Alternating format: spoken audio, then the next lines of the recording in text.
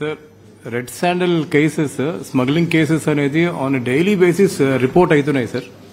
దాని మీద ఏమైనా మెజర్స్ తీసుకుంటున్నారు? డైలీ బేసిస్ రిపోర్ట్ అవుతున్నాయి అంటే పట్టుకుంటున్నారు అవుతున్నాయి.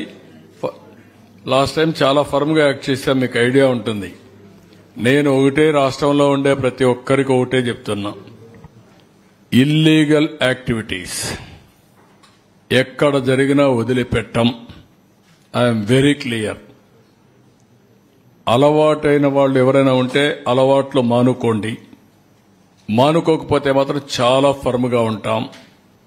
రెండోది, గంజాయి మత్తులో లేకుంటే మద్యం మత్తులో ఇష్టానుసారంగా ఆడబిడ్డలపైన అత్యాచారాలు చేయడం, నేరాలు చేయడం, గంజాయి దాగి రోడ్డు మీద పడడం, ఇవి చేస్తే మాత్రం చాలా జాగ్రత్తగా ఉండండి.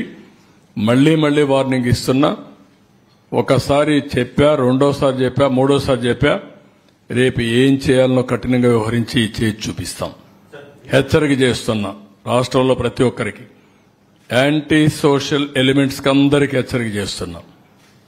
అందుకే ఈ రోజు జరిగిన నంద్యాలలో జరిగిన ఇన్సిడెంట్ గాని, అదే మరి ఈస్ట్ గోదావరిలో శ్రీకాకుళంలో జరిగిన ఇన్సిడెంట్ గాని చాలా సర్వసభ్యం సమాజం చీకొట్టే సందర్భాలు ఇవి. ఏంటంటే 9 సంవత్సరాల అమ్మాయి ముగ్గురు చేసిపోయి రేపు చేయడం ఏంటి, అమ్మాయిని చంపేయడం ఏంటి, వాళ్ళు మైనర్స్ ఏంటి, మైనర్స్ కూడా మారి తయారైపోయే పరిస్థితికి వచ్చారు, వాళ్ళని కూడా చెడుదారిని పెట్టే పరిస్థితికి వచ్చారు. ఇక్కడేంటి 6 నెలల అమ్మాయి ఏంటండి, వాడు ఏంటి, కొంచెమైనా సరే చిన్న పిల్లల్ని కూడా ఈ మరిహేరాజ్ చేసే పరిస్థితికి వచ్చారంటే ఎంత దారుణం మనం ఆలోచించాలంటే. ఇది వ్యవస్థ ఎంత భ్రష్టు పట్టింది, ఎంత చెడిపోయింది, మనసులు ఏ విధంగా కలుషితం అయిపోయినాయి.